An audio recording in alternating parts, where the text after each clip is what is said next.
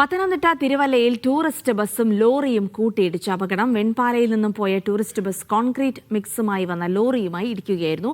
സംഭവത്തിൽ lorry driver ഉൾപ്പെടെ 4 പേർക്ക് ഗുരുതരമായി പരിക്കുണ്ട്. വിഷ്ണു വിവരങ്ങൾ നൽകും. വിഷ്ണു, എന്താണ് സംഭവിച്ചത്? ടൂറിസ്റ്റ് ബസ്സും കോൺക്രീറ്റ് മിക്സർ കയറ്റി വന്ന ട്രെയിലർ ലോറിയും കൂട്ടിയിടിച്ചുണ്ടായ അപകടത്തിൽ 10 പേർക്ക് പരിക്കേറ്റത്.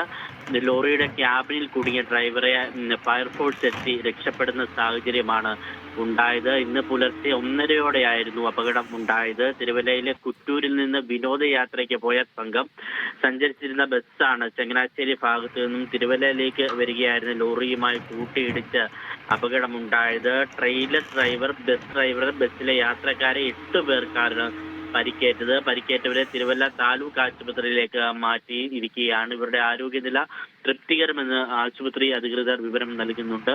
ഏതായാലും 10 പേർക്ക് പരിക്കേറ്റിട്ടുണ്ട്. ഈ 10 പേരും തിരുവല്ല താലൂക്ക് ആശുപത്രിയിൽ തുടരുകയാണ്.